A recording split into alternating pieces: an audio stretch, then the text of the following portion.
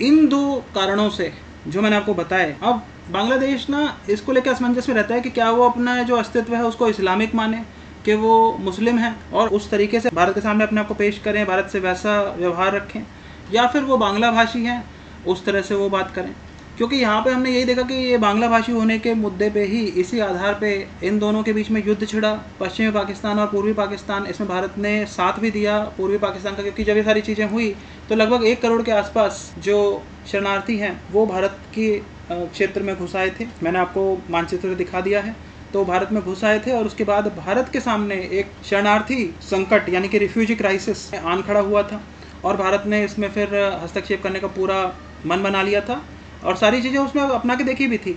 और फिर उनका यही था कि अब पाकिस्तान को खंड खंड करना है, 2 टुकड़ों में तोड़ना है। और उसके बाद ये जो आवामी लीग है, मुक्ति वाहिनी इनकी एक सेना थी, तो मुक्ति वाहिनी को इन्होंने हथियार भी उपलब्ध कराए भारत ने, और उसके बाद बांग्लादेश के रूप में एक नए देश का सृजन भी हुआ। तो ये तो बात हो गई 1971 की।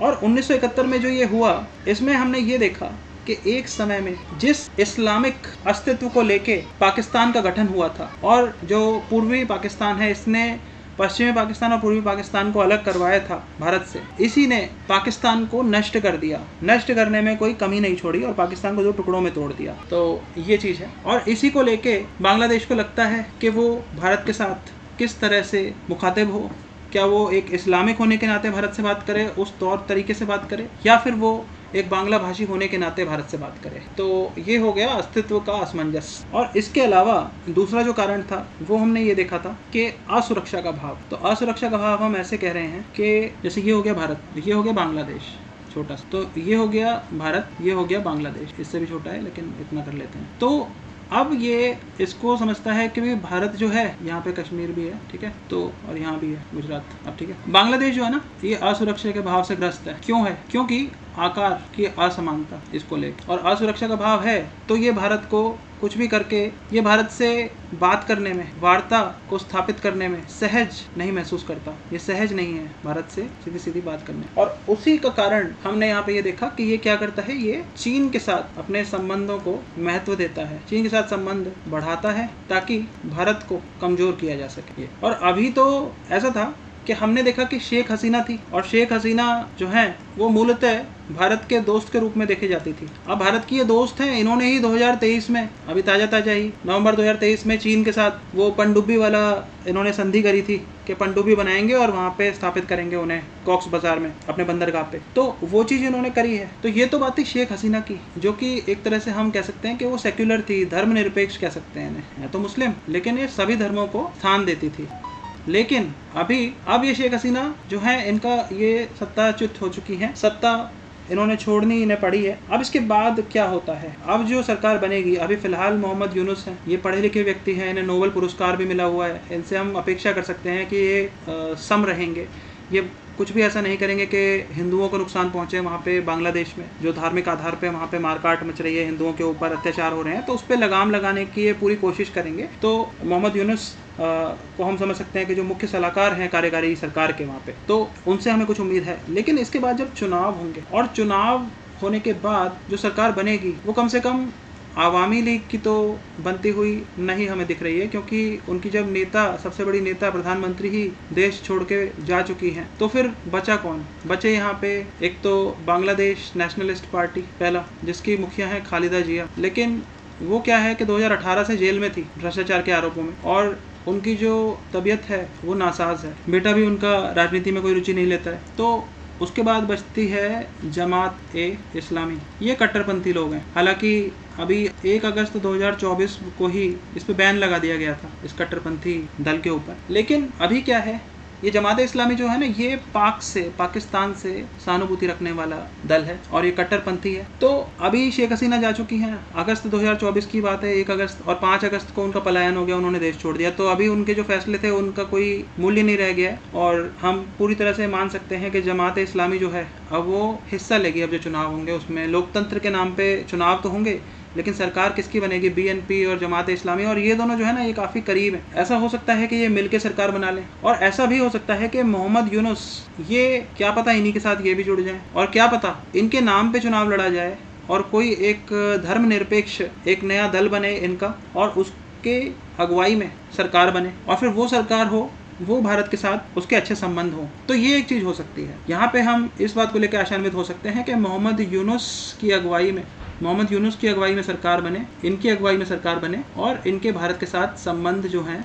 वो मित्रवत। अभी यहाँ पे हमें ये भी देखना है, इसी को ध्यान में रखते हुए, कि शेख हसीना जो है वो भारत में रुकी हुई हैं, लेकिन भारत उनको कब तक शरण देगा ये भी एक विचारणीय विषय है, क्योंकि ज़्यादा समय तक वहाँ बांग्लादेश से मांग उठ रही है कि वो भारत में क्यों हैं और भारत से उन्हें वापस मांगा जा रहा है, उन्हें सज़ा देने के लिए बांग्लादेश में बुलाया जा रहा है, लेकिन वहाँ पे उनके प्राणों को खतरा हो सकता है। ये भी हो सकता है कि उन्हें जेल में भेज दिया जाए, जैसे उन्होंने विरोधियों को जेल में किया था, खालिदा जिया को किया, जमात के कई नेताओं को जेल में डाल रखा था, जो भी आवामी लीग के विरोधी थे उन राजनीतिक विरोधियों को उन्होंने जेल में डाल रखा। तो अब ऐसा ही व्यवहार अगर शेख हसीना के साथ हो तो उस संभावना को नकारा नहीं जा सकता। उसकी बहुत संभावना है कि अगर वो बांग्लादेश वापस गई तो या तो उन्हें जेल में डाला जाएगा या फिर उनको अपनी जान से ही हाथ धोना पड़ेगा। कुछ भी हो सकता है, उन्हें मौत की घाट भी उतारा जा सकता है, उन्हें उपद्रवी लोग मौत की घाट उतार दें या फिर उन्हें मौत की सज़ा हो जाए किसी भी उसमें फंसा के। तो ये सारी चीज़ें हैं। अब हमने देख लिया कि यहाँ पे समस्या क्या है। समस्या वो ये है कि बांग्लादेश भारत के साथ पूर्ण रूप से सहयोग नहीं करता। उसके हमने कुछ कारण भी देखे। एक कारण असुरक्षा का भाव है और दूसरा जो है वो उसका एक मनोवैज्ञानिक कारण है। मनोवैज्ञानिक कारण क्या है कि वो अपने अस्तित्व को लेके ही असमंजस में है। तो अब भारत यहाँ पे क्या कर सकता है? मनोवैज्ञानिक जो बातें हैं अस्तित्व के असमंजस को लेके, उसका तो ये भी मनोवैज्ञानिक ही है, असुरक्षा का भाव। इसके लिए भारत कुछ हद तक कर सकता है। इसके लिए अब क्या करे? अब भाई वो अपने आप को इस्लामिक समझ के भारत से शत्रुता का भाव रख रहे हैं, और दूसरा ये है कि वो बांग्ला समझ के पाकिस्तान से शत्रुता का भाव रख रहे हैं और उसके बाद फिर भारत के साथ मित्रवत व्यवहार रख रहे हैं। तो उसमें तो बांग्लादेश का ही ज़्यादा नियंत्रण है उस बात के ऊपर, जो हम अगर इस कारक की बात करें। लेकिन हाँ, जो असुरक्षा का भाव है इसके लिए भारत कुछ कर सकता है। और भी हमें देखना है कि भारत और क्या कर सकता है। जैसे बांग्लादेश यही कारण नहीं है, और भी कारण होते हैं। कुछ ऐसा भी होता है कि ज़्यादा होशियारी आ रही होती है किसी देश को। जैसे हमने आपको बताया कि दक्षिण एशिया के जितने भी देश हैं वो सारे क्या करते हैं, उनकी ये प्रवृत्ति है कि वो चाइना कार्ड खेलते हैं। वो क्या करते हैं, चीन को ले आते हैं भारत को नुकसान पहुंचाने के लिए, या फिर भारत को समझौता करने पे मजबूर करने के लिए वो चीन को ले आते हैं, चाइना कार्ड खेलते हैं। तो ये चीज़ हमने देखी। तो इसका समस्या हो गई और कारण हो गया, और इसका निराकरण देखना है हमें। इसका उपाय क्या है? इसका उपाय है, आपने चाणक्य के उस सिद्धांत को सुन रखा होगा, साम दाम दंड और भेद। ठीक है, तो यही इसका उपाय है। हमारी नीति क्या हो बांग्लादेश के प्रति, वो साम दाम दंड भेद की हो। तो अब साम दाम दंड भेद हम देख लेते हैं यहाँ पे कि साम दाम दंड भेद कैसे काम करेंगे।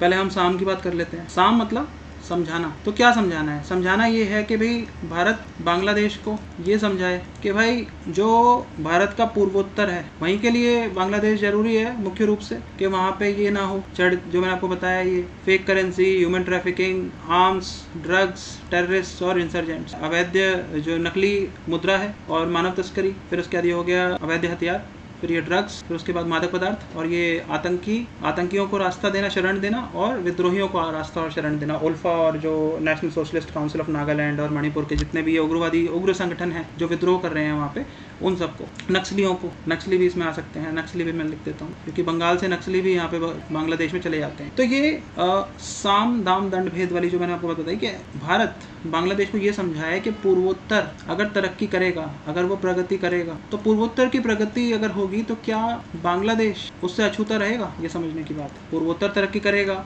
तो उसके पास क्या होगा? पूर्वोत्तर तरक्की करेगा तो उसके पास होगा धन, और वो जो धन है ना, वो बांग्लादेश में, वो जो मान लो कि परचूनी की दुकान है बांग्लादेश में, तो पूर्वोत्तर में अगर वो दुकान नहीं है या वो इंडस्ट्री नहीं है, उद्योग नहीं है, तो वो बांग्लादेश में ही जाएगा और बांग्लादेश से सामान खरीद के वापस आ जाएगा। तो इससे किसकी अर्थव्यवस्था को फायदा होगा, ये सोचने की बात। तो ऐसे समझाना है। दाम ऐसे हो सकता है कि जैसे भारत क्या कहता है, भारत कहता है कि हमें ट्रांजिट चाहिए, यानी कि रास्ता चाहिए। रास्ता किस लिए चाहिए? रास्ता चाहिए हमें सामान के लिए और जन सामान्य के लिए, मतलब लोगों के लिए। ठीक है, तो जब ये लोग जाएंगे बांग्लादेश के क्षेत्र में, सीमा में, और जब सामान जाएगा तो उसके बदले में वो कुछ मूल्य भी चुकाएंगे, कुछ राशि भी देंगे, फीस देंगे अंदर जाने के लिए। तो वो जो मूल्य और राशि मिलेगी बांग्लादेश को, उससे भी बांग्लादेश की अर्थव्यवस्था को लाभ पहुंचेगा। तो ये होगा साम और दाम। फिर दंड की अगर हम बात करें तो दंड की नीति हम ऐसे समझ सकते हैं कि जैसे हमें ये पता है कि यहाँ पे ना अवैध रूप से तस्करी होती है बांग्लादेश की सीमा में।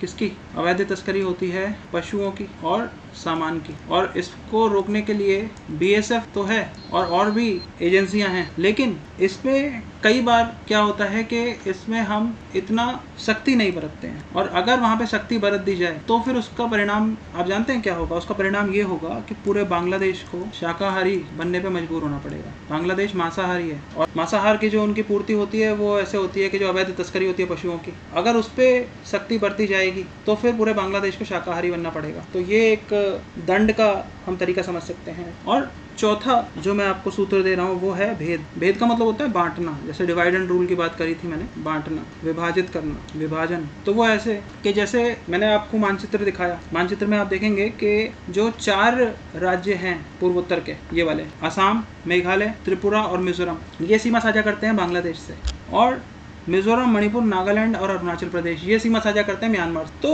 भारत यहाँ पे क्या कर सकता है, और एक ये पश्चिम बंगाल भी है, ये भी बांग्लादेश से करता है सीमा साझा।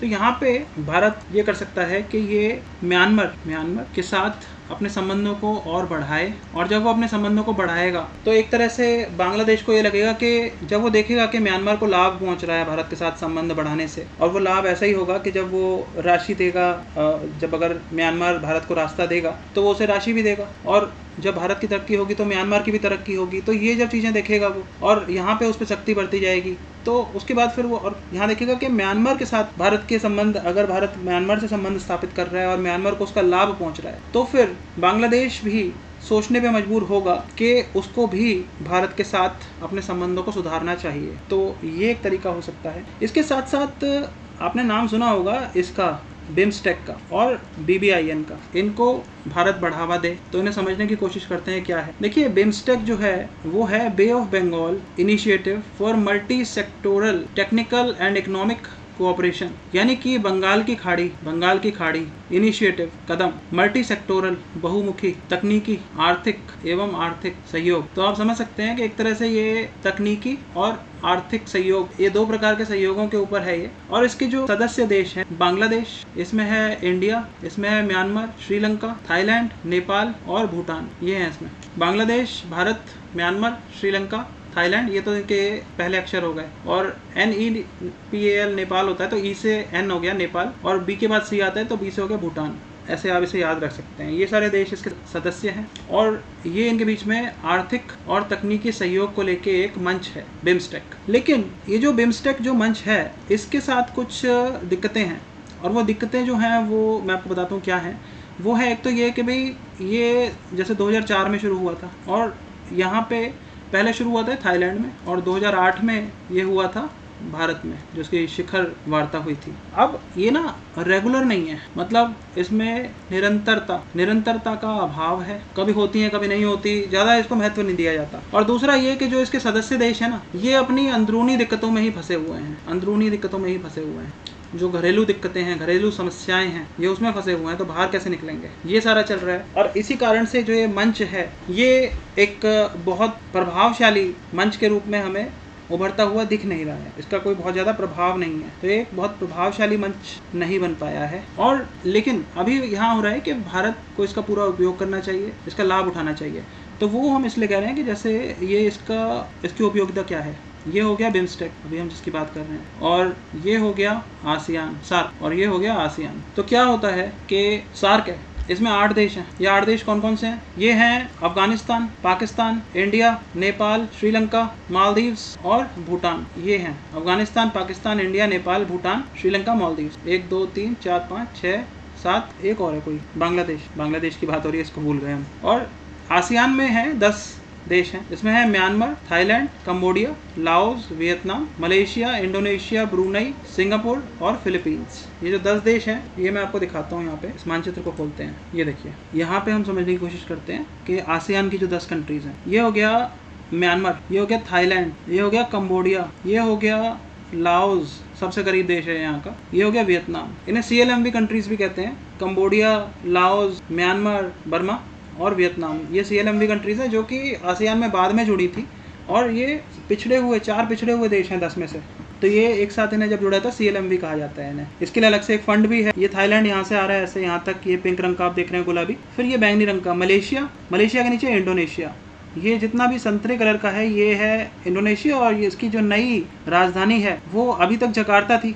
ये अब जकार्ता की जगह इसकी जो नई राजधानी बनेगी वो होगी न्यू संतरा। संतरे कलर का है ये इंडोनेशिया, यहाँ पे न्यू संतरा एक जो है वो नई राजधानी बनने जा रही है, क्योंकि ये इसका डूबने की बात चल रही है कि डूब सकता है जकार्ता, तो वो है। और ये है स्टेट ऑफ मलक्का, सिंगापुर है ये रहा छोटा सा सिंगापुर आप देख रहे हैं, ये सिंगापुर है। तो मलेशिया, इंडोनेशिया, सिंगापुर और ब्रुनई यहाँ पे है, छोटा सा देश है ब्रुनई, ये देख रहे हैं आप, ये ब्रुनई है, ठीक है। और फिलीपींस, ये फिलीपींस है, ये जो है फिलीपींस आर्कीपेलागो कहते हैं इसे। मनीला इसकी राजधानी है। आर्कीपेलागो मतलब एक द्वीपों का समूह, तो ये द्वीप समूह को आर्कीपेलागो कहा जाता है इंग्लिश में। मैं स्पेलिंग लिख देता हूँ, आर्कीपेलागो। तो ये जो 10 देश मैंने आपको बताए, ये 10 देश मिलके बनाते हैं आसियान। अब मैंने आपको बताया कि जो ये सार्क देश है ना, ये भारत के ऊपर आरोप लगाते हैं कि भारत जो है वो आसियान के साथ अपनी जो लुक ईस्ट पॉलिसी है, यानी कि उत्तर की तरफ देखो कि जो नीति है भारत की विदेश नीति, उसके तहत वो क्या कर रहा है, सार्क की उपेक्षा कर रहा है और आसियान पे ज़्यादा ध्यान दे रहा है। तो यहाँ पे जो ये बिम्स्टेक है, यहाँ पे मैंने आपको बताया कि इसके कौन कौन से देश इसके सदस्य हैं। इसमें आप देखेंगे कि बांग्लादेश है, ये सार्क का सदस्य है। भारत है, ये सार्क का सदस्य है। फिर म्यांमार है, ये हो गया। श्रीलंका है, ये भी सार्क का सदस्य है। और नेपाल भी सार्क का सदस्य है। और भूटान भी सार्क का सदस्य है। और यहाँ पे 2 देश ऐसे हैं जो मैं आपको बताता हूँ। एक तो हो गया थाईलैंड और एक हो गया म्यांमार। ये दोनों देश हैं आसियान के। तो आसियान के 2 देश और बाकी के जो 6 देश हैं वो हैं सार्क के। तो अगर बिम्स्टेक को महत्व देगा भारत, तो एक तरह से सार्क जो है वो तो एक प्रभावपूर्ण तरीके से चल नहीं पा रहा है, क्योंकि उसमें पाकिस्तान हमेशा बाधा उत्पन्न करता है। हमेशा वो ये कश्मीर के मुद्दे को वहाँ ले आएगा। और अफ़गानिस्तान है, वो भी हम देख रहे हैं तालिबान, क्योंकि वहाँ की सत्ता पे काबिज है, तो तालिबान के साथ भी अब एक हम तर्कपूर्ण तरीके से वार्ता नहीं कर सकते हैं। तो सार्क एक तरह से निष्क्रिय पड़ा हुआ है, वहाँ पे कुछ बहुत ज़्यादा हमें उससे उम्मीद भी नहीं है। लेकिन सार्क के जो देश हैं वो यहाँ पे ज़रूर हैं। जैसे यहाँ पे पाकिस्तान तंग करता है सार्क में, तो यहाँ पे बिम्स्टेक में पाकिस्तान नहीं है, यहाँ पे अफ़गानिस्तान भी नहीं है। तो बाकी सार्क के देश हैं यहाँ पे 6, और 2 देश यहाँ पे हो गए आसियान के।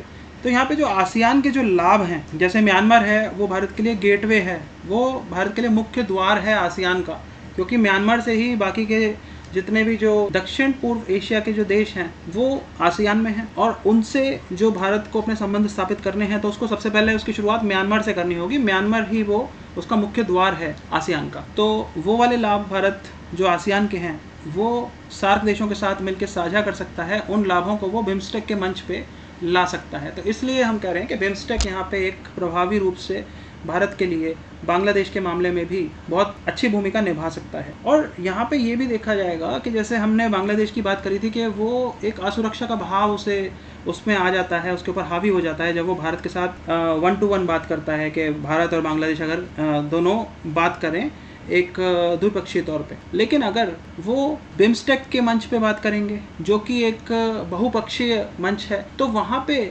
बांग्लादेश का जो असुरक्षा का भाव है पूरी तरह से उसका निराकरण हो सकता है, और बांग्लादेश यहाँ पे ज़्यादा विश्वास के साथ भारत के साथ मुखातिब हो सकता है और भारत के साथ सहयोग को लेके राज़ी हो सकता है, बात कर सकता है। तो ये बिम्स्टेक की भूमिका है। जो हमने 2 लाभ देखे, पहला लाभ यही कि आसियान के जो लाभ हैं, आसियान के लाभ सार्क को मिल जाएंगे, और दूसरा ये ज़्यादा महत्वपूर्ण है कि बांग्लादेश वार्ता के लिए ज़्यादा सहज महसूस करेगा। तो यहाँ पे उसको राज़ी किया जा सकता है सहयोग के लिए। ये चीज़ हो गई। अब इसके बाद हम बात करेंगे BBIN की। आप सोच रहे होंगे BBIN क्या है, तो BBIN मैं आपको पहले बता देता हूँ। ये इनिशियल्स हैं, मतलब जो ये देश हैं 4, इनकी एक ये मोटर व्हीकल एग्रीमेंट है, यानी कि मोटर वाहन सहमति संधि। मोटर वाहन को लेके इनकी एक सहमति है, जिसमें क्या होगा कि Bangladesh, Bhutan, India that is Bharat, और नेपाल, ये 4 देश हैं यहाँ पे। बांग्लादेश, भूटान, इंडिया, नेपाल, ये 4 देश जो है ना, इनको लेके एक मोटर व्हीकल एग्रीमेंट है। और इस मोटर व्हीकल एग्रीमेंट में यही है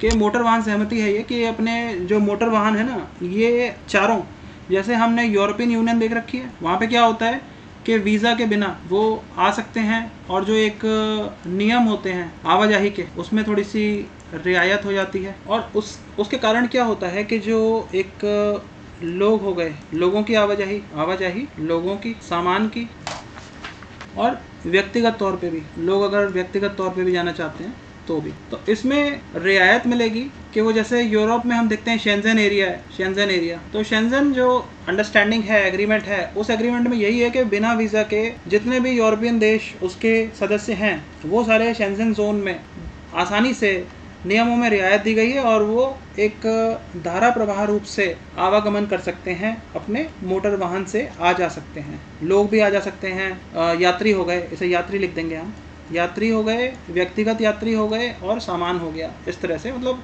लोग भी जा सकते हैं और सामान भी जा सकता है, रसद भी जा सकती है। इससे होगा क्या? इससे व्यापार को बढ़ावा मिलेगा, इससे टूरिज्म यानी विदेशी सैलानी वो आ जा सकेंगे और इससे एक सांस्कृतिक जुड़ाव उसको भी बढ़ावा मिलेगा, विदेशी सैलानी आ सकेंगे, व्यापार को बढ़ावा मिलेगा और इन सब बातों से अर्थव्यवस्था इसको बढ़ावा मिलेगा। लेकिन अब क्या था कि जो मैंने आपको बताया कि Bharat, Bhutan, India, Nepal motor vehicle agreement यानी कि मोटर वाहन संधि, ये 2015 में इसको रखा गया था और एशियन डेवलपमेंट बैंक इसने कहा था कि ये इसे तकनीकी सहयोग सहायता उपलब्ध कराएगा, तकनीकी सहायता कह सकते हैं हम। एशियन डेवलपमेंट बैंक इसको देगा कि कैसे कैसे इसे मूर्त रूप दिया जाएगा। भारत बांग्लादेश इंडिया नेपाल मोटर वाहन सहमति को। लेकिन इसमें क्या हुआ कि 2020 में ना इसको एक झटका लगा था और वो झटका ये था कि भूटान ने अपने हाथ वापस खींच लिए, इसने मना कर दिया। और मना क्यों कर दिया? मना इसने इसलिए कर दिया कि यार भूटान जो है ना छोटा सा देश है, पहाड़ी इलाका है और उसने अपनी अर्थव्यवस्था को ना नेगेटिव कार्बन फुटप्रिंट ही अपने चाहता है। नेगेटिव कार्बन फुटप्रिंट का मतलब आपको मैं समझाता हूँ कि ये जब आप इकोलॉजी एनवायरनमेंट आप पढ़ेंगे, IAS के एक सब्जेक्ट है, तो नेगेटिव कार्बन फुटप्रिंट ये है कि हम जैसे कार्बन डाइऑक्साइड, कार्बन मोनोऑक्साइड और भी जितने भी गैसें हैं, ये इनका उत्सर्जन होता है। जब कोई मोटर वाहन वहाँ जाएगा तो उत्सर्जन होगा गैसों का, और गैसों का उत्सर्जन होगा तो उससे क्या होगा?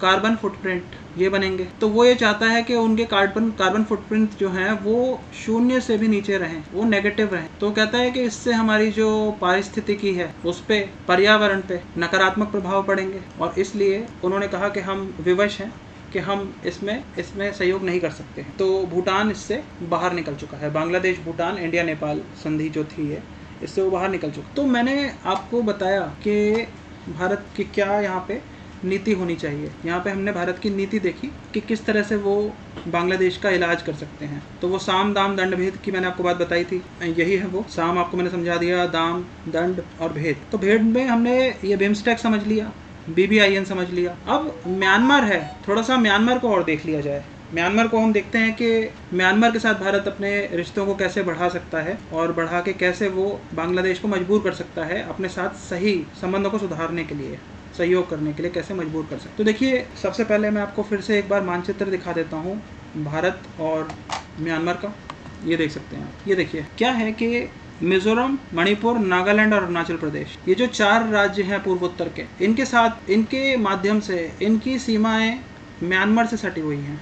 जो म्यांमार है उससे मिजोरम, मणिपुर, नागालैंड और अरुणाचल प्रदेश की सीमाएं सटी हुई हैं। और म्यांमार जो है ये एक ऐसा देश है जिसके साथ, ये एकमात्र देश है जिसके साथ भारत की ना सिर्फ ज़मीन के रास्ते से सीमा है बल्कि पानी के रास्ते से भी सीमा है। हमने देखा है कि जैसे यहाँ पे आप नीचे देखेंगे तो यहाँ पे आपको दिखेगा कि अंडमान निकोबार आइलैंड जो है हमारा ट्राई सर्विस कमांड है जहाँ पे, तो ये रहा अंडमान निकोबार आइलैंड। कहाँ पे है ये मैंने आपको बताया, ये रहा। और ये हो गया म्यांमार। तो म्यांमार में यहाँ पे कोकोस आइलैंड है और कोकोस आइलैंड में हमें पता है कि वहाँ पे चाइना ने अपना ठिकाना बनाया हुआ है म्यांमार के साथ सहयोग के तहत। तो वो जो द्वीप है वो भारत के इस द्वीप से सीमा साझा करता है। तो हम देखते हैं कि पानी, जल में भी इनकी सीमाएं हैं भारत और म्यांमार की, और थल में भी इनकी सीमाएं हैं म्यांमार और भारत की। ये चीज़ मैं आपको बताना चाह रहा था। और जो मैंने आपको राज्य बताए, ये जो 5 राज्य हैं, 4 राज्य हैं, इनके साथ तो सीमाएं साझा करता ही है, मिजोरम, मणिपुर, नागालैंड और अरुणाचल प्रदेश। और फिर वही वाली बात कि ये जो मैंने आपको एक्रोनिम बताया, करेंसी यानी नकली मुद्रा, फिर मानव तस्करी, अवैध हथियार, ड्रग्स, आतंकवादी और विद्रोही और नक्सली, ये सारे जो संकट और चुनौतियां हैं भारत के आगे, इनको लेके, इनके प्रबंधन, इनके एक इफेक्टिव मैनेजमेंट, प्रभावी प्रबंधन को लेके भारत को आवश्यकता है कि म्यांमार और बांग्लादेश इसका साथ दें, सहयोग करें भारत के साथ। अभी बांग्लादेश को सबक सिखाने के लिए, बांग्लादेश को मजबूर करने के लिए कि वो भारत के साथ सहयोग करे, उसको म्यांमार के साथ अपने संबंध सुधारने होंगे और म्यांमार के साथ अपने संबंधों को बेहतर बनाना होगा। यहाँ पे चुनौतियाँ भी हैं। चुनौती क्या है वो मैं आपको बताता हूँ।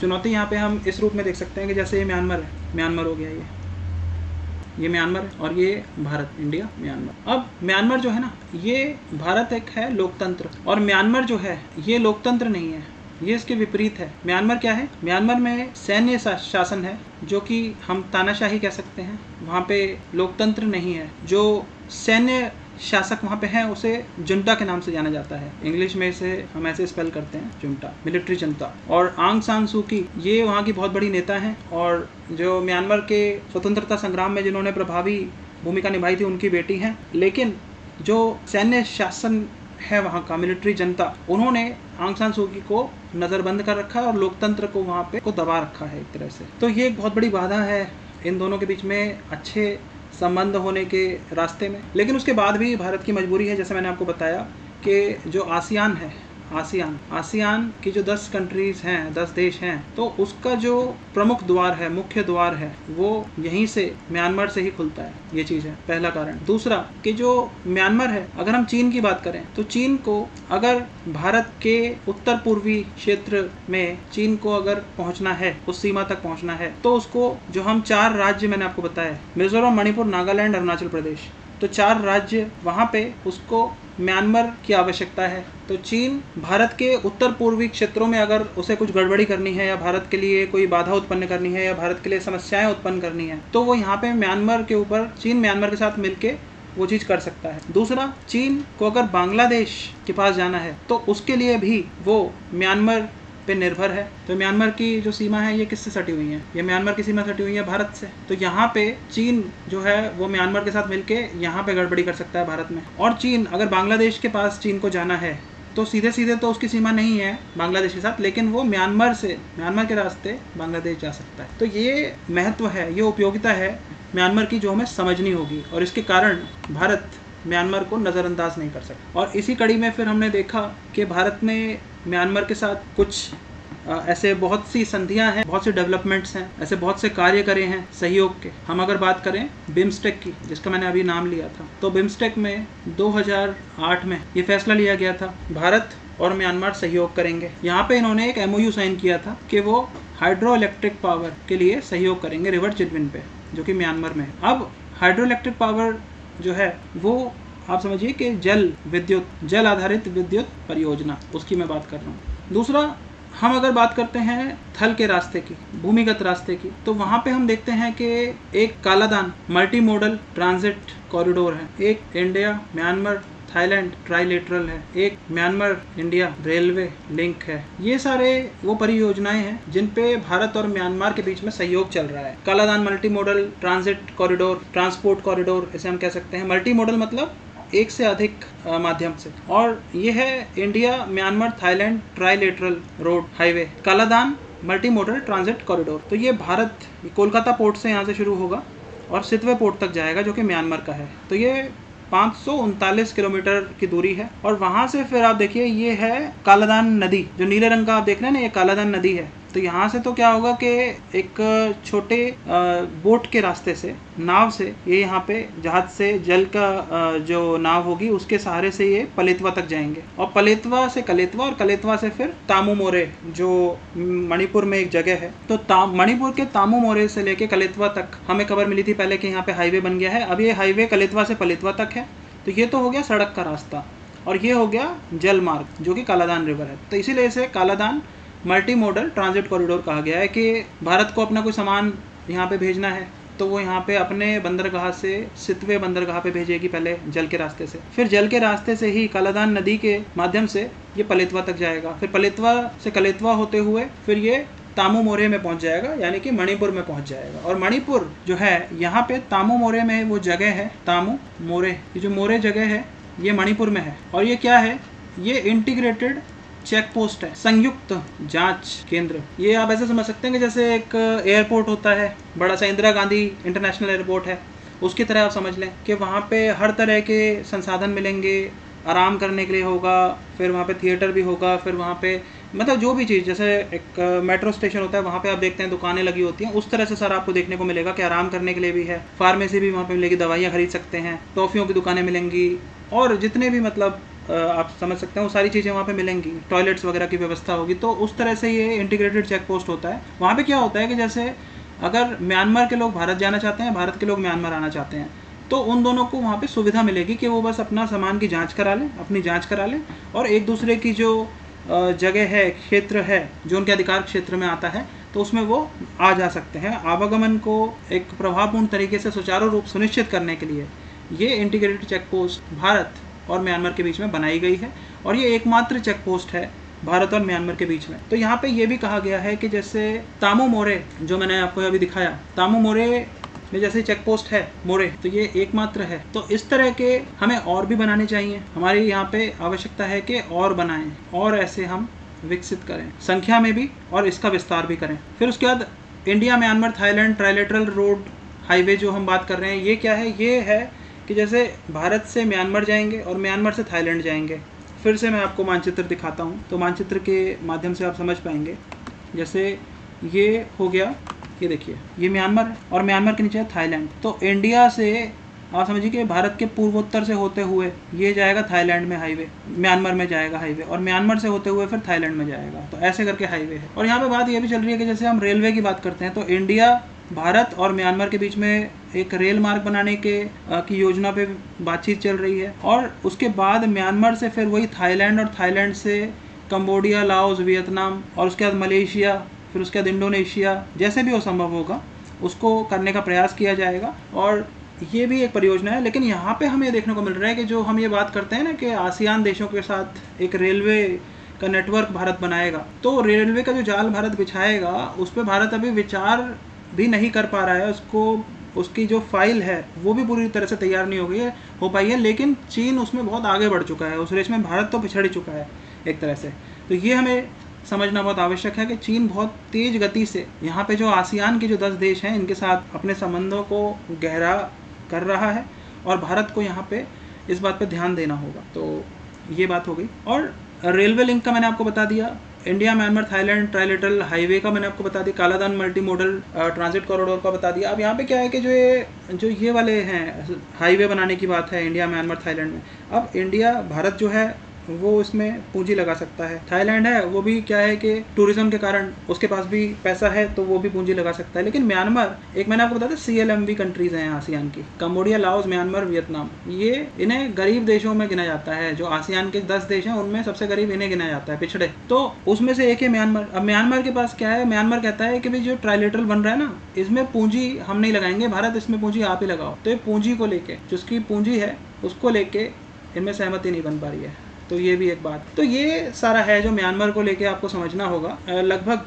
मेरे ख्याल से 2015 की बात है, मैं आपको भी बता देता हूँ कि भारत ने जो सर्जिकल स्ट्राइक किया था ना 2018 में, उससे पहले भारत ने सर्जिकल स्ट्राइक यहाँ पे भी किया था, म्यांमार में भी किया था। और म्यांमार में इन्हीं के खिलाफ किया था, ये जो मैं आपको नेशनल सोशलिस्ट काउंसिल नागालैंड के जो बताता हूँ कि इसके विद्रोही गुट हैं, तो ये 2015 में हुआ था। तो यह पढ़ सकते हैं कि 9 जून 2015 India conducted a cross border strike, code name operation hot pursuit against insurgents belonging to National Socialist Council of Nagaland, Khaplang. और ऐसा करके उन्होंने क्या किया था कि म्यांमार की आर्मी के साथ उन्हें सहयोग मिला, और उसके बाद फिर वो गए और जो जैसे मणिपुर में इन्होंने दिक्कत करी थी, मणिपुर में इन्होंने हिंसा करी थी, ये मैंने आपको बताया। इसके जो विद्रोही थे इन्होंने मणिपुर में हिंसा करी, इन्होंने हिंसा की घटना को, वारदात को अंजाम दिया।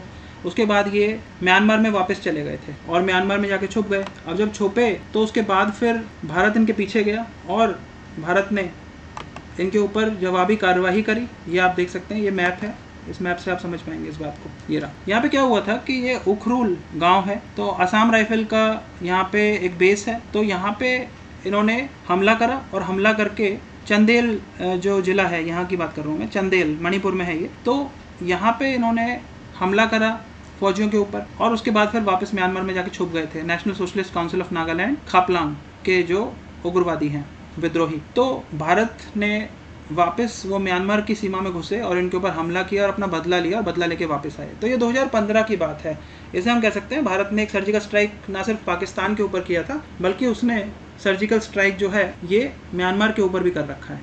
तो यही मैं आपको बताना चाह रहा था कि ये भी एक आपको जानने योग्य एक प्रसंग है। तो आप इसे समझ सकते हैं कि 2015 में म्यांमार के साथ, 2015 म्यांमार सर्जिकल स्ट्राइक, यहाँ पे आप चंदेल लिख सकते हैं, चंदेल, मणिपुर के चंदेल में ये हमला हुआ था। तो उसकी जवाबी कार्यवाही के तहत ये म्यांमार की सीमा में भारत की सेना घुसी और उन्होंने वापस बदला अपना लिया और वो वापस आ गए। तो ये सर्जिकल स्ट्राइक हुई थी। तो अब ये सारी चीज़ें मैंने आपको बताई कि भारत और बांग्लादेश के रिश्तों के बारे में। अब यहाँ पे ये है कि ये तरीका हो सकता है, ये एक हमारी रणनीति हो सकती है साम दाम दंड भेद की, जो मैंने आपको बताई कि एक बार मैं फिर से आपको दिखा देता हूँ कि साम दाम दंड भेद की नीति पे कैसे भारत काम कर सकता है बांग्लादेश को रास्ते पे लाने के लिए। साम दाम दंड और भेद, ये हमारी नीति होनी चाहिए बांग्लादेश के खिलाफ। और साथ ही साथ अब ये भी नीति होनी चाहिए हमारी कि जैसे साम की ही मैंने बात करी समझाने की, तो समझाने में ये है कि जैसे अब शेख हसीना जो है वो जा चुकी है, शेख हसीना अब नहीं है, तो शेख हसीना के बाद अब मोहम्मद यूनुस फिलहाल मुख्य सलाहकार हैं कार्यकारी सरकार के, और उसके बाद जो भी लोकतांत्रिक सरकार बनेगी उस लोकतांत्रिक सरकार को भारत को विश्वास में लाना होगा और उसके साथ अच्छे संबंध स्थापित करने होंगे ताकि आपसी समझ से परस्पर सहयोग हो सके।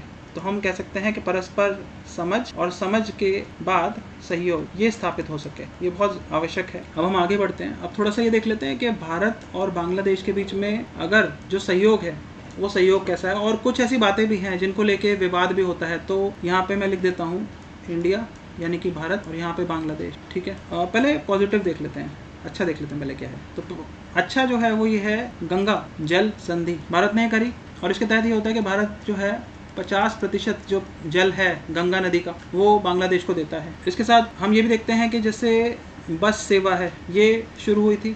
फिर एक क्रूज़ आप समझते हैं, क्रूज़ मतलब एक लग्जरी या फिर एक हम कहेंगे कि एक जो जहाज होता है जल जहाज जलपोत, तो उसकी क्रूज़ सेवा ये इन दोनों देशों के बीच में शुरू हुई है। बस सेवा इन दोनों के बीच में है। तो बस सेवा जो है उसके बारे में मैं आपको बताता हूँ। वो जैसे ये हो गया ढाका, तो वो कोलकाता में है, त्रिपुरा की राजधानी अगरतला में है और गुवाहाटी में भी है, और उसको शिलोंग में भी, मेघालय की राजधानी शिलोंग में करने की भी बातें चल रही हैं, उस पर सहमति बन गई थी। ये सारी चीज़ें, तो ढाका से सारी बस यात्रा है ये, इस पर बात चल रही है। और अगर हम बात करें परमाणु ऊर्जा की, मैंने आपको पहले ही बता दिया था, तो इसमें क्या था कि भारत रूस के साथ मिलके, रशिया और भारत ये मिलके बांग्लादेश के लिए रूपपुर में एक परमाणु शक्ति ऊर्जा कह देंगे उसे, परमाणु ऊर्जा संयंत्र बना रहे हैं। तो ये सारी चीजें हैं। 2015 में एक लैंड बाउंड्री एग्रीमेंट ये भी दोनों देशों के बीच में हुई थी, जिसके तहत क्या था कि एनक्लेव्स थे। जैसे भारत, ये देखिए भारत में कुछ हिस्से थे, ये बांग्लादेश है और ये भारत है, ठीक है। ये हो गया वेस्ट बंगाल, ये नॉर्थ ईस्ट रीजन हो गया, जो 4 मैंने आपको राज्य बताए हैं, असम मेघालय त्रिपुरा मिजोरम जो बांग्लादेश से सटे हुए हैं, और यहाँ पे हो गया पश्चिम बंगाल, और ये हो गया बांग्लादेश। अब जब विभाजन हुआ 1971 की बात कर रहा हूँ मैं, 1971 में बांग्लादेश बना। उसके बाद 1974 में एक लैंड बाउंड्री एग्रीमेंट हुई थी, लेकिन वो जो लैंड बाउंड्री एग्रीमेंट हुई थी वो क्या था, सीमा को लेके था। वो कि जो ये सीमा है ना यहाँ पे, ये इसको लेके एक सहमति बनी थी, लेकिन ये जल्दबाजी में हुई थी। और जल्दबाजी में जो ये हुई तो उसका परिणाम क्या निकला, उसका परिणाम ये निकला कि कुछ ऐसे इलाके थे भारत के अंदर जहाँ पे जैसे ये एनक्लेव्स हो गए छोटे छोटे, बंगाल में और नॉर्थ ईस्ट रीजन में भी ये एनक्लेव्स हो गए।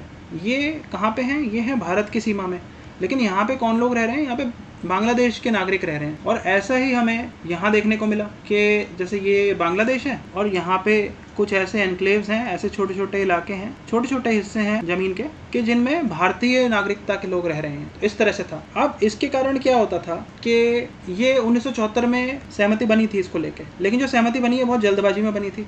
तो ये रह गए थे लोग, बांग्लादेश के नागरिक जो हैं वो भारत में रह गए थे और भारत के नागरिक बांग्लादेश में रह गए। अब इसके ऊपर सहमति बन नहीं पा रही थी, तो आगे चल के 2015 में एक सहमति बनी थी, और उस सहमति के बाद प्रभावी रूप से इन दोनों को आपस में बांट दिया गया था। उसमें क्या हुआ था कि जो ये बांग्लादेश में जो हिस्से हैं भारत के, इसे बांग्लादेश को सौंप दिया गया था इन सबको, और भारत में जो बांग्लादेश के हिस्से हैं इन्हें भारत का हिस्सा मान लिया गया था। ये सहमति बनी। लेकिन इसका आपको यहाँ पे ये जानना ज़रूरी है कि इसका जो परिणाम निकला था वो ये था कि भारत के पास जो ज़मीन बांग्लादेश की आई और बांग्लादेश के पास जो ज़मीन भारत की आई, उसमें लाभ में कौन रहा, उसमें लाभ में बांग्लादेश रहा था। जो ज़मीन बांग्लादेश के पास भारत की आई थी ना इन एनक्लेव्स के रूप में, उसका जो क्षेत्रफल था वो कुल क्षेत्रफल उससे ज़्यादा था जितना भारत को मिला था। लेकिन फिर भी भारत ने ऐसा किया, और ये इसलिए किया था क्योंकि ये भारत के राष्ट्रीय सुरक्षा का मामला था, राष्ट्र हित का मामला था। वहाँ पे क्या था कि ये जो यहाँ के लोग हैं, जैसे बांग्लादेशी लोग हैं, ये बांग्लादेश में जाएंगे। अब बांग्लादेश में ये पहुँचे,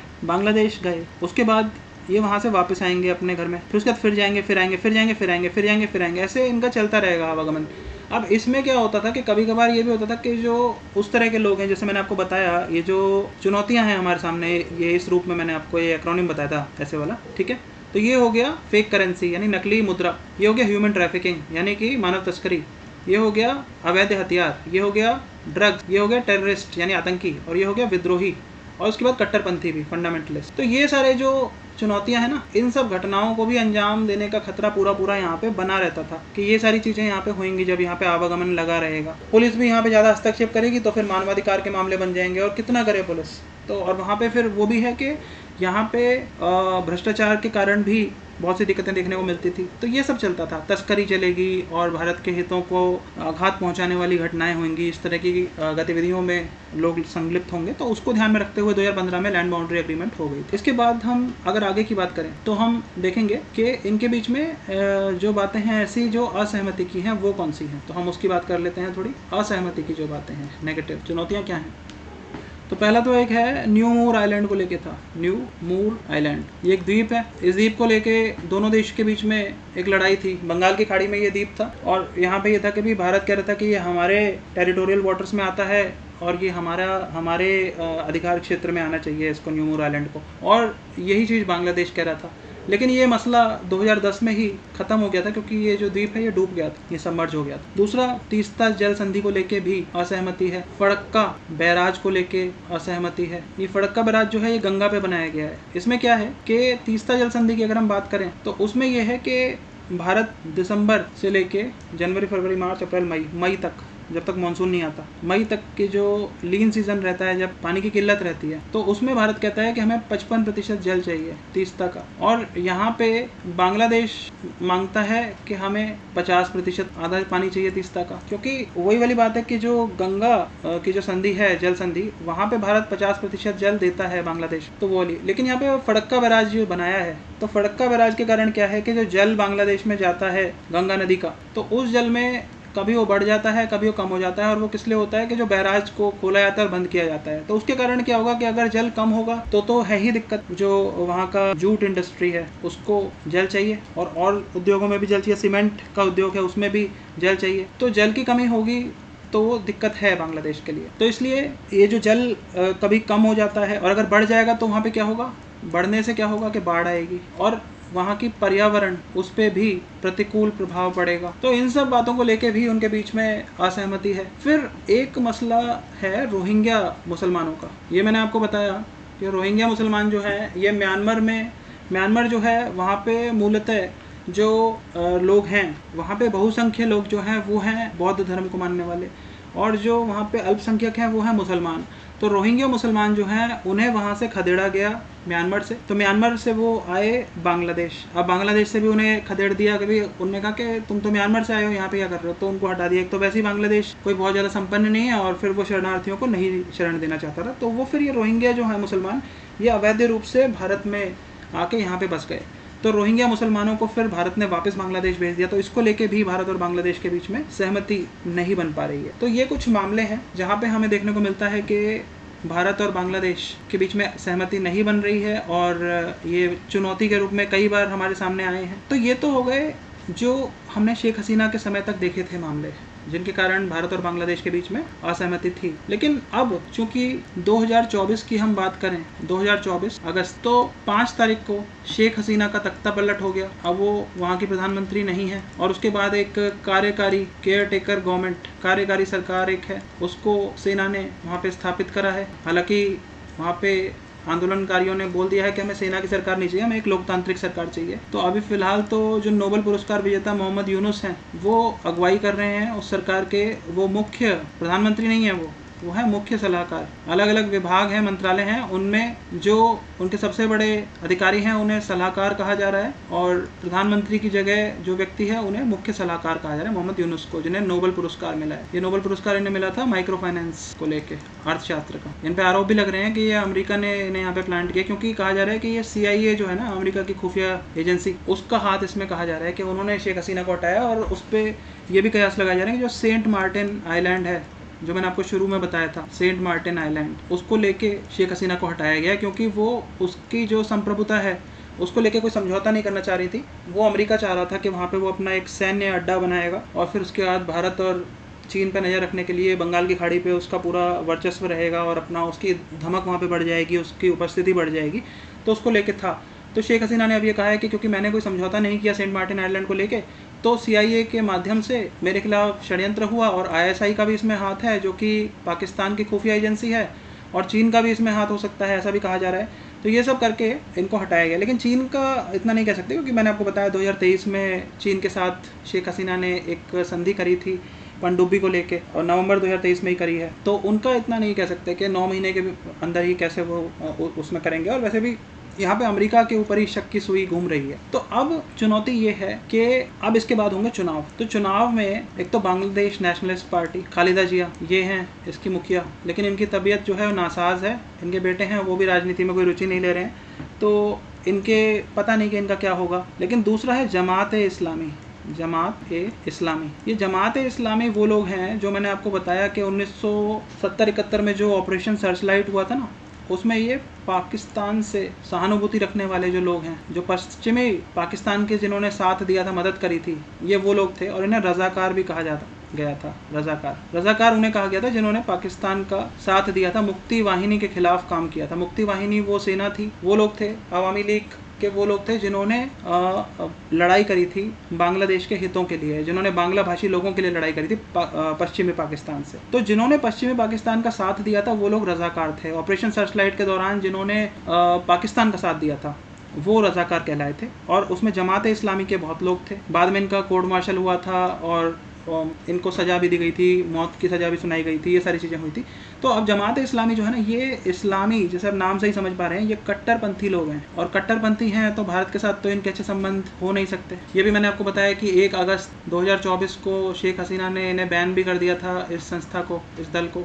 लेकिन फिर वही वाली बात है कि अब शेख हसीना ही नहीं रही, तो उनका जो निर्णय है वो कहाँ तक टिक पाएगा, ये सोचने वाली बात है। तो अब जो नई सरकार बनेगी वो एक भारत के लिए बहुत बड़ी चुनौती है कि खालिदा जिया जो हैं, ये जमात-ए-इस्लामी के साथ इनके अच्छे संबंध रहे हैं और उसके कारण इन्होंने सरकार पहले बनाई भी है।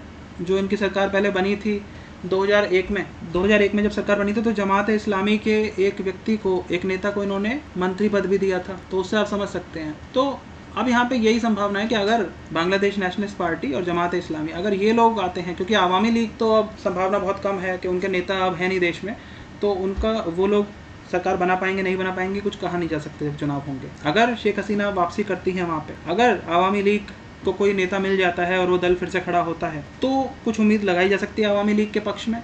लेकिन जहाँ तक संभावना है वहाँ पे यही है कि बांग्लादेश नेशनलिस्ट पार्टी और जमात-ए-इस्लामी ये लोग मिलके सरकार बना सकते हैं। और अगर इनकी सरकार बन गई तो वो एक कट्टरपंथी सरकार होगी, और वो कट्टरपंथी सरकार जो होगी वो कम से कम भारत के लिए एक बड़ा सिरदर्द होगी, तो वो भारत विरोधी होगी, ऐसा हम मान सकते हैं। चीन को कोई दिक्कत नहीं होगी, क्योंकि भारत की यहाँ पे विदेश नीति ये रही है कि भारत ने शेख हसीना के साथ बहुत अच्छे संबंध रखे हैं। शेख हसीना का जब पलायन हुआ, बांग्लादेश छोड़ के वो आई, तो भारत ने उन्हें शरण भी दी। तो भारत को शेख हसीना के दोस्त के रूप में देखा जा रहा है। तो फिर जब शेख हसीना ने जिन लोगों को जेल में डाला, इसकी मुखिया खालिदा जिया को, जमात-ए-इस्लामी के नेताओं को जेल में डाला, उनको मौत की सज़ा भी सुनवाई, तो जब उनके साथ गलत व्यवहार रहा, दमनकारी नीतियां उनके खिलाफ रहीं शेख हसीना की, और शेख हसीना को भारत शरण दे रहा है, तो फिर अगर ये लोग सत्ता में आते हैं तो ये कम से कम भारत के साथ अच्छे संबंध रखने की इनसे अपेक्षा कर ही नहीं जा सकती। तो इस तरीके का रहेगा। लेकिन यहाँ पे अभी बात क्या है कि जो रिश्ते होते हैं राजनीति में, वो उसमें जो शत्रु और मित्र होते हैं ना, वो कोई स्थायी नहीं होते। वो उस समय की बात थी कि शेख हसीना क्योंकि प्रधानमंत्री थी, तो इसलिए भारत ने उनके साथ उस तरह के नीति रखी और उस तरह के संबंध रखे। लेकिन अभी अगर यहाँ पे इनका कोई प्रधानमंत्री बनता है तो इनको भी समझना होगा कि भारत की आवश्यकता है इन लोगों को, और वो आवश्यकता कैसे है वो हम अभी उसके ऊपर चर्चा कर चुके हैं, साम दाम दंड भेद की जो मैंने आपको बातें बताई। तो उसको जब ये ध्यान रखेंगे, और आज की जब बात करेंगे कि जब आर्थिक संबंध ही निर्धारित करते हैं कि दोनों देशों के बीच में किस तरह के संबंध होंगे, व्यापार ही निर्धारित करता है कि दो देशों के बीच में संबंध किस प्रकार के होंगे, तो इसलिए ये भारत को नज़रअंदाज भी नहीं कर सकते। लेकिन हाँ, ये चुनौती बहुत बड़ी रहेगी जो कि एक इस्लामिक कट्टरपंथ के कारण हमें देखने को मिल सकती है। यहाँ पे ये संभावना भी हो सकती है कि मोहम्मद यूनुस हैं, अगर इनकी अगुवाई में सरकार बने और ये प्रधानमंत्री बने, और वो जो सरकार बने वो धर्मनिरपेक्ष अगर हो तो फिर हम उम्मीद लगा सकते हैं कि भारत के साथ संबंध अच्छे होंगे, ऐसा हम उम्मीद लगा सकते हैं। तो ये रहा सारा भारत और बांग्लादेश के संबंधों के ऊपर जो मैं आपको बताना चाहता था, वो सारी बातें मैंने आपको बताई। अब इसके साथ साथ एक चीज़ और है साथियों, मैं आपको अब कुछ ऐसी तारीखें बताऊंगा कब कब बांग्लादेश में क्या क्या हुआ, तो वो आपकी मदद करेगा बांग्लादेश के इतिहास को, उसके अतीत को समझने में। तो उसके ऊपर हम थोड़ी सी चर्चा कर लेते हैं, शुरू करते हैं इसको। देखिए, मैंने आपको बताया कि 1971 में क्या हुआ था। 1971 में बांग्लादेश की स्थापना हुई थी, और इसकी जो स्थापना हुई थी, इनका जो पितामह है वो किसको माना गया था? वो माना गया था शेख मुजीबुर रहमान को। इनका नाम मैं अब आगे लूंगा तो मैं इन्हें सिर्फ मुजीब लिखूंगा, आप समझ जाएंगे। तो ये पहले राष्ट्रपति बने थे बांग्लादेश के, क्योंकि 1970 में मैंने आपको बताया चुनाव हुए थे, और शेख मुजीबुर रहमान का जो दल है, राजनीतिक दल आवामी लीग, ये चुनाव, इनकी सबसे ज़्यादा सीटें आई थी। और इनकी सीटें आई थी तो उसका मतलब ये था कि जो ये पश्चिमी पाकिस्तान है, इससे ज़्यादा सीटें आ गई हैं पूर्वी पाकिस्तान की। ये बांग्लादेश है और ये आज का पाकिस्तान है, तो तब ये एक ही था, तो ज़्यादा सीटें आ गई थी इनकी। तो इसका मतलब ये था कि भाई ये ही पाकिस्तान और बांग्लादेश, मतलब पश्चिमी पाकिस्तान और पूर्वी पाकिस्तान दोनों के ऊपर इनकी सरकार बनेगी। तो ये 1970 के चुनाव में हुआ था। उसके बाद जब ऐसा हुआ तो फिर हमने देखा कि ऑपरेशन सर्चलाइट शुरू कर दिया गया था। ऑपरेशन सर्चलाइट ये शुरू किया गया 1971 मार्च में। उसके बाद यहाँ पे हमने देखा था कि जो इंदिरा गांधी हैं, ये अमेरिका भी गई थी, ब्रिटेन भी गई थी। तो वहाँ पे उन्होंने ये भी हालात का जायजा भी उन्हें दिया था वहाँ के हुक्मरानों को, और बताया था कि वहाँ पे ऑपरेशन सर्चलाइट चल रहा है, और जो पूर्वी पाकिस्तान है उसके ऊपर पश्चिमी पाकिस्तान की जो हुक्मरान हैं वो उनका दमन कर रहे हैं और अत्याचार कर रहे हैं, और वहाँ पे मानवाधिकारों का हनन हो रहा है। लेकिन इनकी इंदिरा गांधी जी की जो बातें थी उसका कोई असर अमेरिका और ब्रिटेन के ऊपर होता हुआ दिख नहीं रहा था। उसके बाद ये भी था कि जो अमेरिका के विदेश मंत्री हैं हेनरी किसिंगर, ये चीन गए, और चीन जाने से पहले भारत में भी रुके थे कुछ देर के लिए, और भारत को इन्होंने ये परामर्श दिया था, चेतावनी दी थी कि पाकिस्तान के अंदरूनी मसले में हस्तक्षेप ना करें। इसके जवाब में भारत ने सोवियत संघ के साथ एक संधि पे हस्ताक्षर करे थे, ट्रीटी ऑफ 1971 में ही, पीस, कोऑपरेशन और फ्रेंडशिप, इस पर हस्ताक्षर करे थे। और इस संधि का जो अनुच्छेद 9 था, आर्टिकल 9, उस पर यह लिखा था कि अगर किसी भी देश के ऊपर, भारत और सोवियत संघ में से किसी के भी ऊपर कोई हमला होता है तो दूसरा देश उसको अपने ऊपर हमला मानेगा। ये वाली संधि हुई थी 20 साल के लिए। और इसके बाद हमने देखा कि दिसंबर 3 से लेके 16 तक युद्ध चला था, भारत पाकिस्तान का तीसरा युद्ध, और 16 दिसंबर को पाकिस्तानी सेना ने आत्मसमर्पण कर दिया था। और आत्मसमर्पण करने के बाद बांग्लादेश यहाँ पे एक नए देश के रूप में बांग्लादेश बना था। ये चीज़ मैंने आपको बताई 1971 की ये बात हो गई। अब हम आगे बढ़ते हैं कि 1971 के बाद क्या हुआ। आज़ादी के बाद फिर उनका संविधान आएगा, और उस संविधान में उन्होंने, जैसे भारत के संविधान में हमें देखते हैं कि sovereign, socialist, secular, democratic, Republic, इस तरह से मिल रहा है देखने को हमें। तो यहाँ पे हमें सॉवरेन नहीं मिला, नेशनलिस्ट मिला, सोशलिस्ट मिला, सेक्युलर मिला और डेमोक्रेटिक मिला। नेशनलिस्ट मतलब ये वो सारे सिद्धांत थे जो इनके संविधान में हमें देखने को मिले। नेशनलिस्ट मतलब राष्ट्रवादी, सोशलिस्ट मतलब समाजवाद, सेक्युलर का मतलब हो गया धर्मनिरपेक्ष। जैसे कि हमें पता है कि बांग्लादेश में, जैसे बांग्लादेश है तो यहाँ पे सबसे ज़्यादा तो जो आबादी है वो मुस्लिम है, इस्लाम। उसके बाद यहाँ पे हिंदू भी बहुत थे, अल्पसंख्यकों में 20% थे। वो अलग बात है कि आज वो 12% हैं, अलग अलग आंकड़े हैं, लेकिन तब 20% मुस्लिम, हिंदू, फिर ईसाई, क्रिश्चियन और बौद्ध। ये तो इस तरह से मुख्य रूप से ये सारे धर्म बांग्लादेश में थे, तो इसलिए धर्मनिरपेक्ष का यहाँ पे सिद्धांत हमने देखा, और ये है लोकतंत्र। तो ये सारे मूल्य थे। इससे आप समझ सकते हैं कि आवामी लीग पार्टी के नेता, ये दल है इनका आवामी लीग, और जिसने संघर्ष किया था मुक्ति के लिए बांग्लादेश की, पूर्वी पाकिस्तान की पश्चिमी पाकिस्तान से मुक्ति के लिए, तो उसका नाम था मुक्ति वाहिनी। इस मुक्ति वाहिनी को ही हथियार मुहैया कराए थे इंदिरा गांधी जी ने 1971 के युद्ध में। तो मुक्ति वाहिनी इन्हीं की थी। इनके खिलाफ जिनने काम किया था उसको रजाकार कहा गया, यानी कि गद्दार। उन्होंने पाकिस्तान का साथ दिया। वो उसमें हम अगर उदाहरण के तौर पे देखें तो उदाहरण के तौर पे वहाँ पे हम जमात इस्लामी को देख सकते, और इसके अलावा और भी कट्टरपंथी थे, लेकिन जमात इस्लामी को देख सकते। अब क्या हुआ कि जब ये राष्ट्रपति बन गए, शेख मुजीबुर रहमान राष्ट्रपिता बने, यहाँ के राष्ट्रपति बन गए, और राष्ट्रपिता भी उन्हीं को कहा गया अभी। लेकिन बड़े दुख की बात है कि जब ये 5 अगस्त को शेख हसीना के खिलाफ विद्रोह इतना उग्र हो गया और फिर उन्होंने अपने देश को छोड़ दिया, तो उसके बाद ये भी लिखा कि उनके बड़ो भवन, जहाँ पे शेख हसीना 15 साल से रह रही थी, उस बड़ो भवन को, और जहाँ पे अंतिम समय जो था शेख मुजीबुर रहमान का, उस जगह को एक 1975 में उनकी मृत्यु हो गई थी, अभी वो भी मैं आपको बताऊंगा। उनकी मृत्यु नहीं हुई थी, उनकी हत्या करी गई थी, परिवार समेत सबको मार दिया था 15 अगस्त 1975। अभी इस पे हम आगे आएंगे। तो मुजीबुर रहमान की मूर्ति और जहाँ पे इनकी हत्या हुई थी वो एक म्यूजियम बन गया था, संग्रहालय कह सकते हैं हम उसे। इनको नष्ट कर दिया गया है। और ये भी है कि 1971 में जो समर्पण किया था ना, तो उस पाक सेना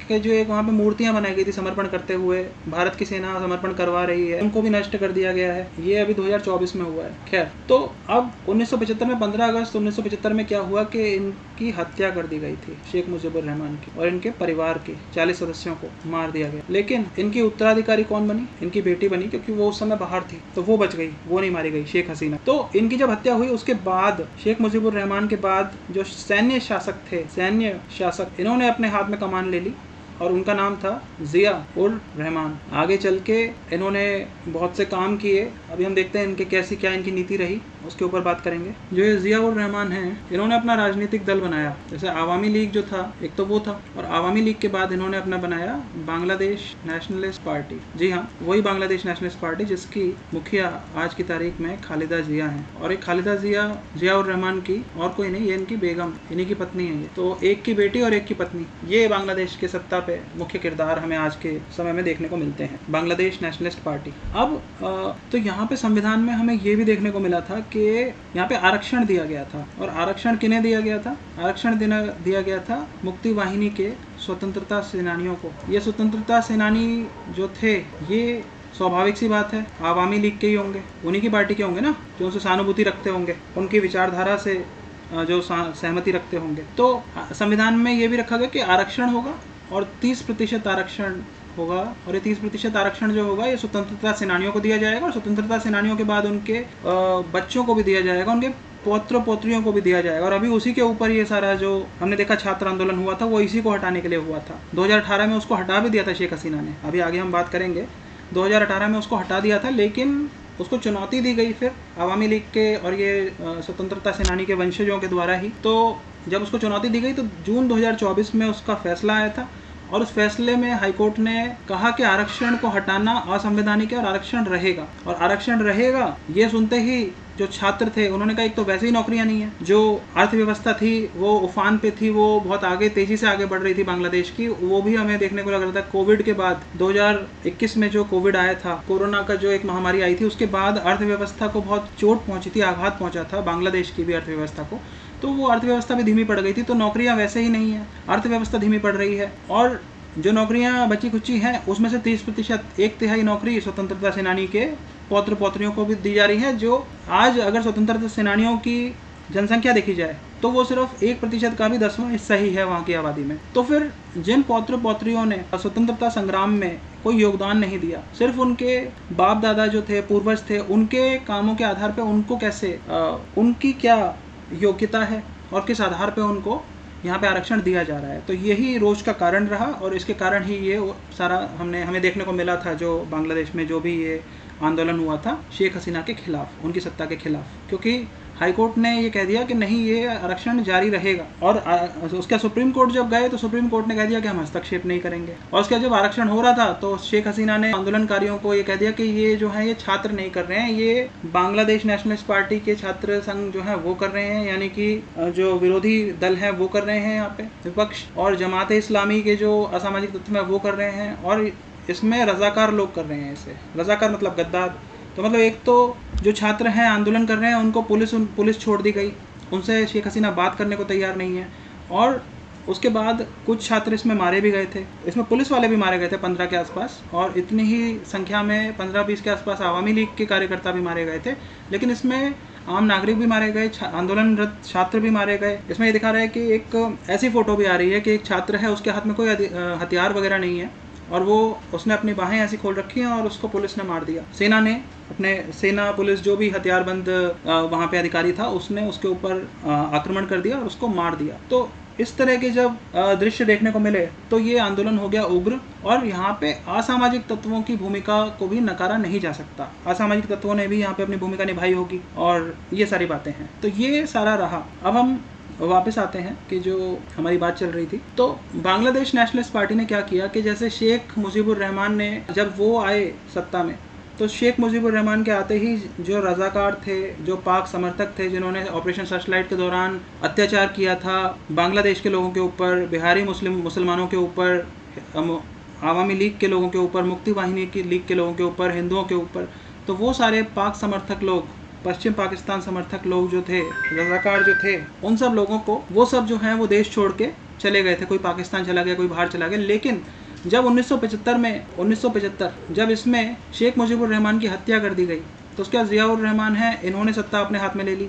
इन्होंने अपनी पार्टी भी बनाई, बांग्लादेश नेशनलिस्ट पार्टी, और उसके बाद इन्होंने जमात इस्लामी के लोगों को, इन्हें भी देश में, बांग्लादेश में वापस आने के लिए अनुमति दे दी। तो ये वापस आ गए। इनकी जो नीति थी, राष्ट्रवादी तो थी, लेकिन धर्मनिरपेक्ष नहीं थी। धर्मनिरपेक्ष नहीं थे तो ये क्या थे? ये इस्लामिक विचारधारा को बढ़ावा देने वाले थे, और सत्ता में बने रहने के लिए, सत्ता पे काबिज रहने के लिए इनको ये सही लगा कि जमात इस्लामी का भी पूरा सहयोग लिया जाए, क्योंकि इनको ये था कि जैसे शेख मुजीबुर रहमान को मारा गया है, तो वैसे ही इनके साथ भी ऐसा हो सकता है, क्योंकि बहुत से लोग थे सेना में भी जो इन्हें पसंद नहीं करते थे। जैसे शेख मुजीबुर रहमान को बहुत से लोग पसंद नहीं करते थे, और इसी कारण से उनको मार दिया। और जिन लोगों ने शेख मुजीबुर रहमान को मारा था, उनके खिलाफ भी ज़ियाउर रहमान ने कोई कड़ा कदम नहीं उठाया, और उनके जो हत्यारे थे उनके खिलाफ भी कोई सख्त कदम नहीं उठाया, और उनको भी रियायत दी गई। तो इससे हमें समझ आता है कि कैसे बांग्लादेश जब वो बना था यानी कि 1971, उस समय वो था धर्मनिरपेक्ष। लेकिन 15 अगस्त 1975 में मुजीब की हत्या के बाद जब ज़ियाउर रहमान ने सत्ता संभाली, अपने हाथ में ली, तो उसके बाद बांग्लादेश भी एक इस्लामिक, वो धर्मनिरपेक्ष तो नहीं रह गया, और वो इस्लामिक विचारधारा वाला, कट्टरपंथ को बढ़ावा देने वाला देश बन गया। तो ये है अब तक का बांग्लादेश के इतिहास के बारे में जो हमें जानना हमारे लिए आवश्यक है। इसके बाद आता है साल 1981। 1981 में क्या हुआ कि ज़ियाउर रहमान, इनकी हत्या हो जाती है, और हत्या इनकी होती है उससे पहले ये है कि ज़ियाउर रहमान ने शेख हसीना को, इन्हें अनुमति दे दी थी। शेख हसीना वापस आ गई थी, और फिर उसके बाद ज़ियाउर रहमान की हत्या हो गई थी। अब ज़ियाउर रहमान की हत्या हो गई है, तो इसके बाद कौन बचते हैं? एक तो आवामी लीग और एक बांग्लादेश नेशनलिस्ट पार्टी। इसकी हैं शेख हसीना और इसकी हैं खालिदा जिया मुखिया। इन दोनों ने आपस में जुगलबंदी करी, आपस में मिलके इन्होंने, क्या हुआ कि इनकी हत्या के बाद आ गया यहाँ पे फिर से एक तानाशाह। इनकी हत्या हुई और हत्या के बाद आ गया एक तानाशाह, और इसके जवाब में इन दोनों ने मिलके फिर एक शुरू किया, एक लोकप्रिय आंदोलन तानाशाही के खिलाफ, लोकतंत्र के लिए। और उसका परिणाम ये निकला कि 1991 में ये जो तानाशाह है, इसको गद्दी छोड़नी पड़ी। फिर चुनाव हुए, और चुनाव के बाद खालिदा जिया जो हैं, बांग्लादेश नेशनलिस्ट पार्टी, ये सत्ता में आई। 1991 में बांग्लादेश नेशनलिस्ट पार्टी यानी कि खालिदा जिया आई सत्ता में। उसके बाद 1996 में जब चुनाव हुए तो शेख हसीना ये पहली बार प्रधानमंत्री बनी। 2001 में जब चुनाव हुए तो फिर से बांग्लादेश नेशनलिस्ट पार्टी ये सत्ता में आई। 2007 में बांग्लादेश नेशनलिस्ट पार्टी की खालिदा जिया और शेख हसीना आवामी लीग की, इन दोनों को ही भ्रष्टाचार के आरोप में जेल में डाल दिया गया था। एक तख्ता पलट हुआ था, उसके बाद ये चीज़ हुई थी। यहाँ पे भारत के संदर्भ में हमें एक बात हम याद रख सकते हैं कि 2006 में कुछ हुआ था। 2006 में खालिदा जिया थी। अब खालिदा जिया का मैंने आपको बता दिया कि भाई किस तरह के तत्व, असामाजिक तो नहीं कहेंगे, कट्टरपंथी जो तत्व हैं, कट्टरपंथी ताकतें, उनके सहयोग से सत्ता में आती हैं। 2001 में जमात का एक मंत्री भी था इनके मंत्रिमंडल में, 2001 में। तो 2006 में क्या हुआ था कि ये भारत है और यहाँ पे है बांग्लादेश और यहाँ पे है म्यांमार, ऐसे ये नॉर्थ ईस्ट, ये बांग्लादेश और ये म्यांमार। तो म्यांमार में, बांग्लादेश में इस समय खालिदा थी, खालिदा जिया की सरकार थी, और यहाँ पे म्यांमार जो ये जो भारत का उत्तर पूर्वी है क्षेत्र, तो यहाँ पे जो इंसर्जेंट्स थे यानी कि विद्रोही, इन्होंने आतंक मचा रखा था पूर्वोत्तर में। तो उनको काबू में करने के लिए खालिदा जिया ने कोई मदद नहीं करी, मदद या सहयोग नहीं करा, इन्होंने नहीं करा। लेकिन यहाँ पे भारत को, आपको आश्चर्य होगा कि म्यांमार से सहयोग मिला था। क्यों मिला था? उसका कारण एक ये है कि वहाँ पे तब सैन्य शासक जुंटा नहीं थी, वहाँ पे जुंटा का शासन नहीं था, वहाँ पे शासन था आंग सान सूकी का, क्योंकि वहाँ पे लोकतंत्र था।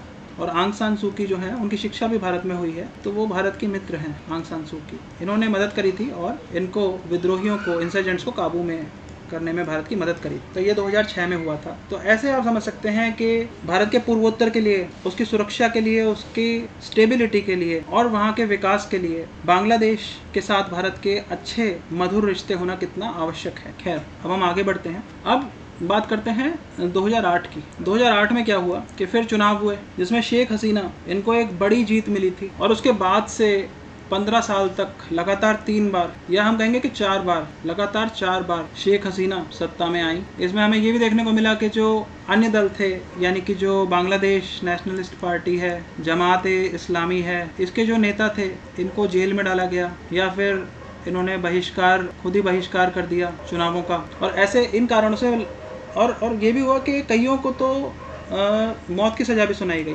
कई ऐसे नेताओं को जिन्होंने आवामी लीग आवामी लीग के लोगों को मारा था, सदस्यों को मारा था, और 1971 के जो वॉर क्राइम्स थे उसके उन अपराधों के कारण जो जेल में थे उनके ऊपर केस चल रहे थे, उन सब लोगों को भी, कई लोगों को मौत की सज़ा सुनाई गई थी। तो ये सब कारण रहे। तो ये भी माना जा सकता है कि इन कारणों से भी शेख हसीना ही बार बार सत्ता में आ रही थी। तो ये 15 लगभग हम ये मान के चलें कि 2008 में इन्होंने बड़ी जीत हासिल करी और उसके बाद 2024 तक लगातार 15 साल, और उसके बाद 24 में जनवरी 2024 में फिर से चुनाव हुए थे तो शेख हसीना की सरकार बनी। यहाँ जो शेख हसीना की सरकार बनी थी, यहाँ पे कहा जा रहा था कि भाई अमेरिका इससे कोई बहुत ज़्यादा खुश नहीं है, और यहाँ पहली बार ऐसा देखा गया था कि अमेरिका नहीं चाहता था कि शेख हसीना आए और भारत चाहता था कि शेख हसीना आए यहाँ पे, और चीन भी चाहता था कि शेख हसीना आए। वो मैंने आपको बता दिया कि 2023 में जो पनडुब्बी वाला उनके बीच में सहमति एक बनी थी कॉक्स बाजार में, उस संदर्भ में आप समझ सकते हैं कि चीन क्यों शेख हसीना से खुश था, भारत भी शेख हसीना से खुश था और अमेरिका लेकिन शेख हसीना।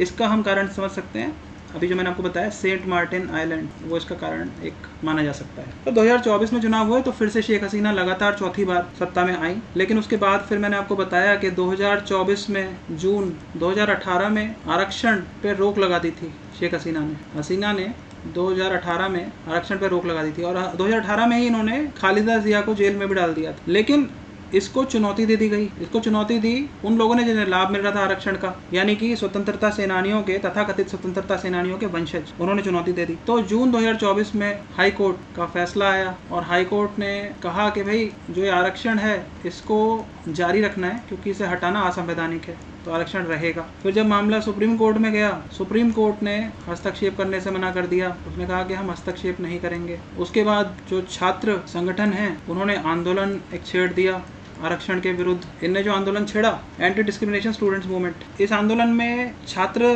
तो रहेंगे, छात्र संगठन, लेकिन साथ में इनका इस जो आंदोलन होगा इसको और बढ़ावा देने के लिए कौन से लोग अपनी भूमिका निभाएंगे। बांग्लादेश नेशनलिस्ट पार्टी के जो छात्र संगठन है वो इसमें अपनी भूमिका निभाएगा। जमात इस्लामी के जो एलिमेंट्स हैं, जो तत्व हैं कट्टरपंथी, वो इसमें अपनी भूमिका निभाएंगे, अपना सहयोग देंगे। और इसी को हम समझ सकते हैं, यही एक कारण रहा कि जब 5 अगस्त को शेख हसीना का तख्ता पलट हो गया तो उसके बाद जो ये आंदोलनकारी थे ये इनके बड़ो भवन में घुस गए, जहाँ पे शेख हसीना रह रही थी बहुत समय से।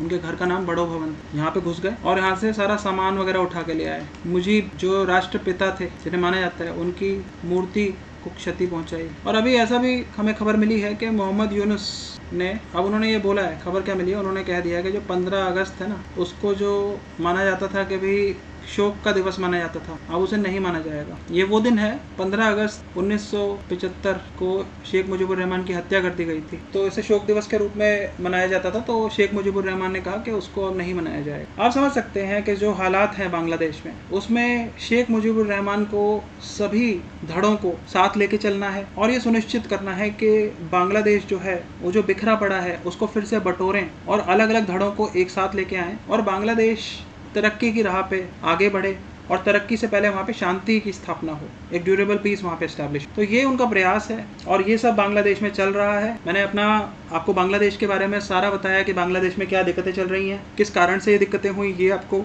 बताया, और भारत के सामने क्या क्या चुनौती इसके कारण आएंगी ये आप अब समझ सकते हैं। क्योंकि अब जो दल आएगा सत्ता में, अब चुनाव फिर से होंगे बांग्लादेश में, उसके बाद जो दल सत्ता में आएगा वो भारत के लिए चुनौतियां खड़ा करेगा। अवामी लीग तो अब आएगा नहीं, लग नहीं रहा ऐसा कि अवामी लीग अभी बहुत जल्दी वापस आ सकता है। हालांकि बातें चल रही हैं कि शेख हसीना वापसी कर सकती हैं, फिर से वापस आएंगी, लेकिन पता नहीं कि क्या होगा।